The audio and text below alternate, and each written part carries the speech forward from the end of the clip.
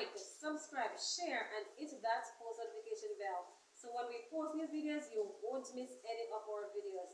This morning on your daily dosage, we'll be talking about honesty and integrity. What is honesty? What is integrity?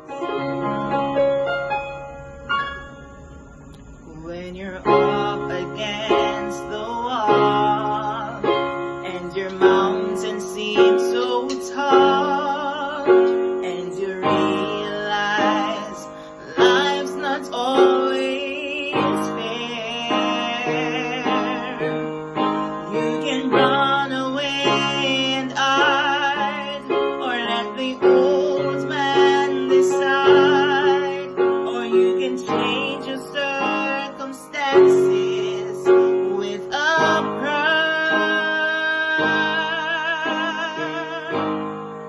When everything falls apart, praise His name. When you have a broken heart, just raise your hands and say, Lord, you're all I need. You're everything to me, and you can praise your hurt away.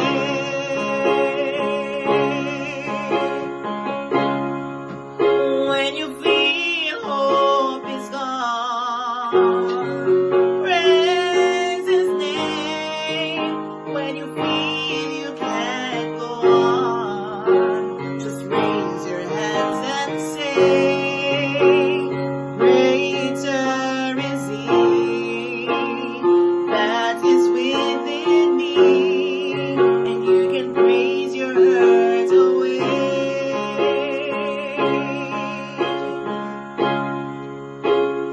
All you can overcome by the blood of the Lamb and by the word of your testimony. You'll see the darkness fall as your faith begins to grow. You're not alone, so how can you be lonely? When everything falls apart, praise His name. When you feel you can't go on, just raise your hands and say, Lord, you're all I need. You're everything to me, and you can praise your hurt away. When everything falls apart, praise His name.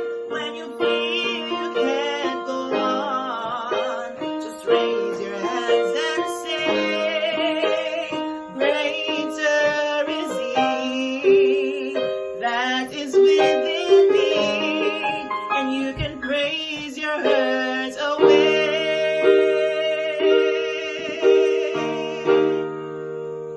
Greater is He that is within me, and you can praise your hurt away.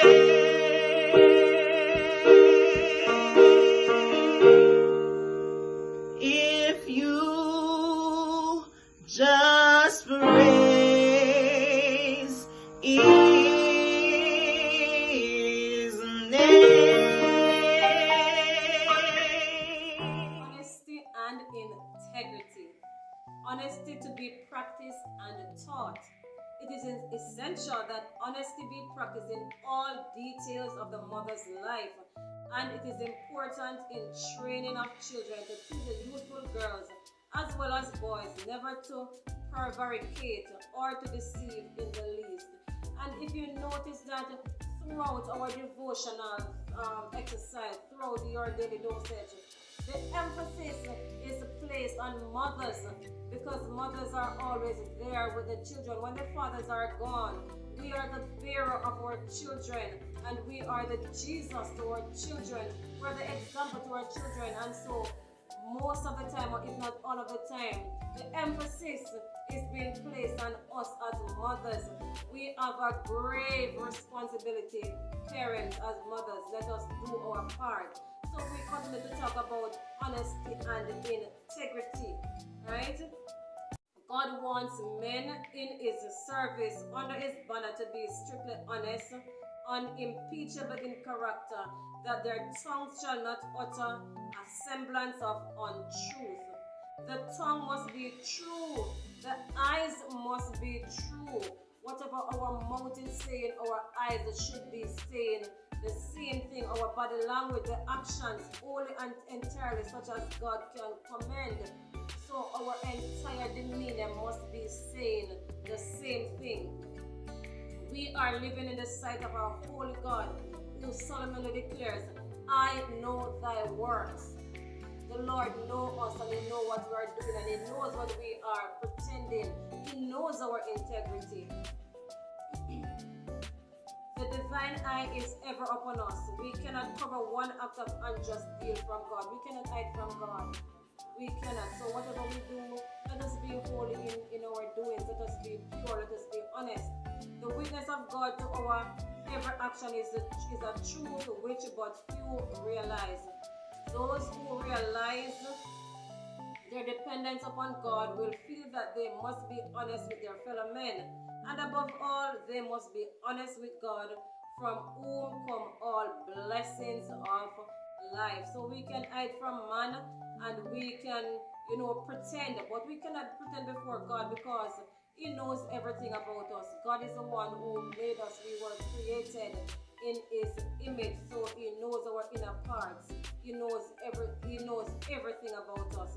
The evasion of the positive commands of God concerning tithes and offerings is registered in the books of heaven as a robbery toward Him. Honest ways and measures. As an honest man, according to Christ's measurement, is one who will manifest unbending integrity, deceitful weights and false balances with which may seek to advance their interest in the world are abomination in the sight of God. Firm integrity shines as gold amid the dross and rubbish of the world. Deceit, falsehood, and unfaithfulness may be glossed over and hidden from the eyes of man, but not from the eyes of God. The angels of God who watch the development of character and weigh moral worth record in the books of heaven these minor transactions which reveal character. And remember, some times ago we spoke about integrity, and we said that integrity is being who you are at all times, even when no one is seeing us. That is integrity, being who you are at all times. So whatever we show to the world, whatever we show to our families, we are to be the same person, right? Because God is, we cannot hide from God. God is seeing us. So it is being who we are at all times, even when no one is seeing us. Let us be true to ourselves, and let us be true to God, because God is watching us. Men are wanted whose sense of justice, even the smallest matters, will not allow them to make an entry of their time that is not minute and correct. Men who will realize that they are handling means that belong to God, and who would not unjustly appropriate 1 cent to their own use. Men who will be just as faithful and exact, careful and diligent in their labor, faithful in the absence of their employer or in his presence, proving by their faithfulness that they are not merely men pleasers, eye servants, but are conscientious, faithful, true workmen, doing right, not for human praise, but because they love and choose the right from a high sense of their obligation to God. And if we are true Christians, then we will be true to God and true to our fellow men.